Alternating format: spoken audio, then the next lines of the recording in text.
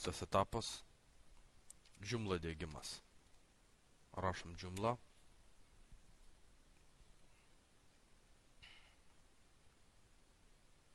Parsisiunčiam.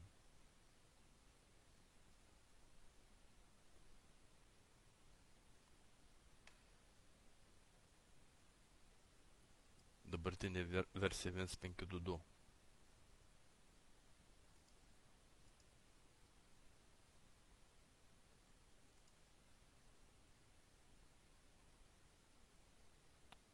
Parsisiunčiamas archyvas, zip archyvas.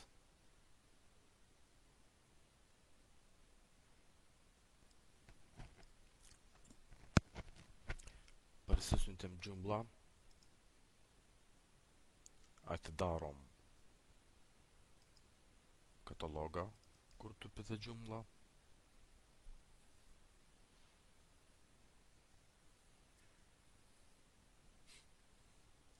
Kadangi tai yra archyvas, jį reikia išarchyvuoti. Įvairiausios yra išarchyvavimo programos.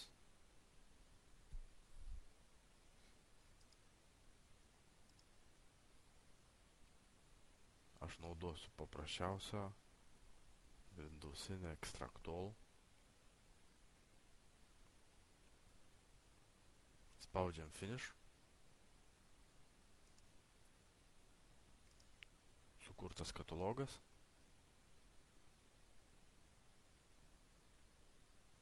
Jame yra daug failų. Jūs visus reiks įkelti, pasinaudojant FileZilla.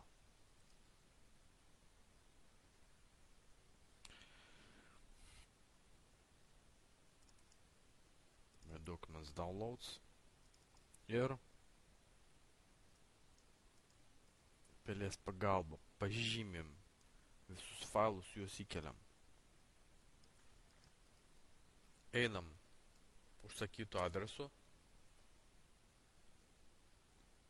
Renkamės kalbą, tegu būna angliška. Tada spaudžiam Next, Next. Iki lango, kur turime nurodyti duomenų bazės parametrus. Ir rašom localhost, tiekėjo duotas vartotojas, duomenų bazės vartotojas, tiekėjo duotas duomenų bazės slaptažodis, tiekėjo duota duomenų bazė.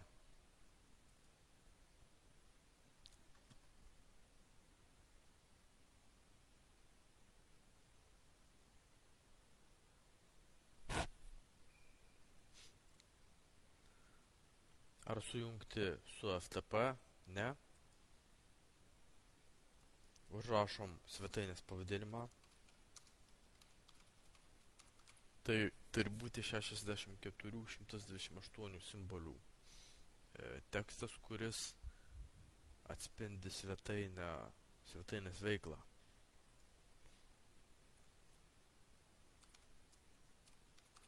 Administratoriaus elektroninis paštas. Administratorius, kuris jungsis ir tvarkys medžiagą, mokomą medžiagą, straipsnius. Ir slaptažodis. Galima įdiegti pavyzdinius duomenis, bet verta pradėti nuo tuščios turinio valdymo sistemos. Ok.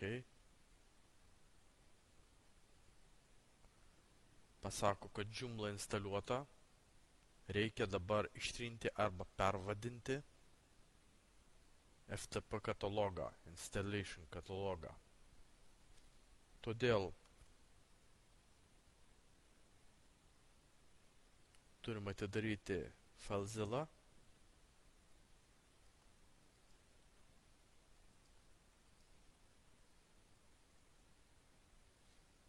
prisijungti prie svetainės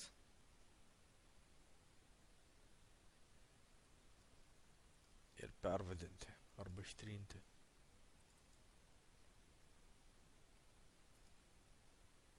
Pervadinam nuspaudę dešiniu klavišu, spaudžiam Rename ir koks nors ten, bet koks pavadinimas, tarkim, priekį skaičius. Kitaip nerodys jums svetainės. Ir atidarom puslapį.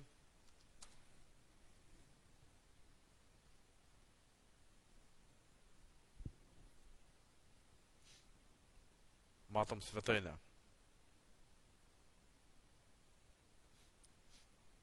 Tai yra jau matoma internete svetainė, tokia kokia ji yra. Ir ją galima papildyti įvairiais tekstais, nuorodomis. Administravimo režimas yra adresas ir administrator.